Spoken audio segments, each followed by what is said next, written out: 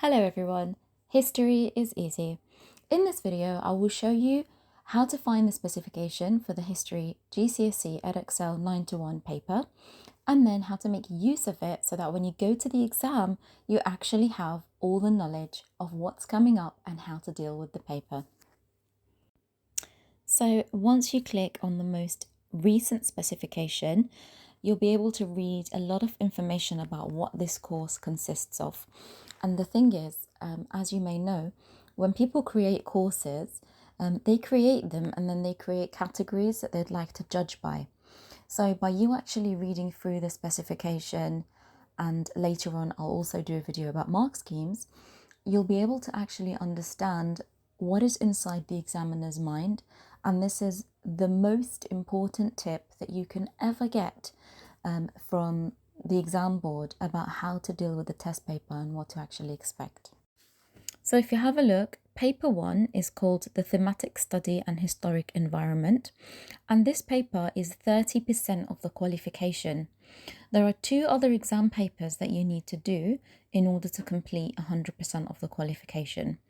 Now in England, every school chooses a different option. So in the school that I teach in, we've chosen option 10, which is crime and punishment in Britain, from the year 1000 until present. Other schools would have picked option 11, and so on.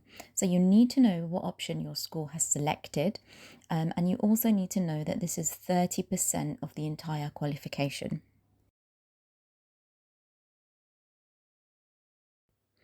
Now paper 2 is called Period Study and British Depth Study.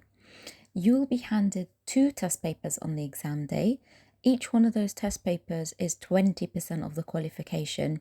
So in total, that makes 40% of the qualification. So you will either be asked to do B1, B2, B3 or B4. And B stands for the British Depth Study. And then you've got P1, P2, P3, P4, P5. You only do one of them depending on what your school has selected. Again, this P stands for period study. So in the school that I teach in, we do B3, which is Henry VIII and his ministers option, and this is 20% of the paper. This will be 32 marks, okay? And then the for the period study, in my school, we also do superpower relations and the Cold War, which is P4. Again, this is also 32 marks of the test paper. So why should you know all of this? Well, you really need to know what you're getting yourself into, and you need to understand the structure of the test paper so that you're able to just go into the exam and feel very, very familiar. And the more past exam style questions that you're able to do, and the most you know about this test paper, like if somebody asked you, hey, what's your name? You're immediately able to respond with your name. You don't need to think twice. Okay, what is your home address? Again, that will take you 2 seconds. Likewise, the more familiar you are with your test paper, with the specification and what it's made of. So you've also got paper 3. So paper 3 is 30% of the qualification. That makes up 52 marks in total. And then your results from all 3 papers are added up to make your actual mark at the end. So paper 3 is called the Modern Depth Study, and your school will select one of those 4 options. In the school that I teach in, we do option 31, which is Weimar Nazi Germany.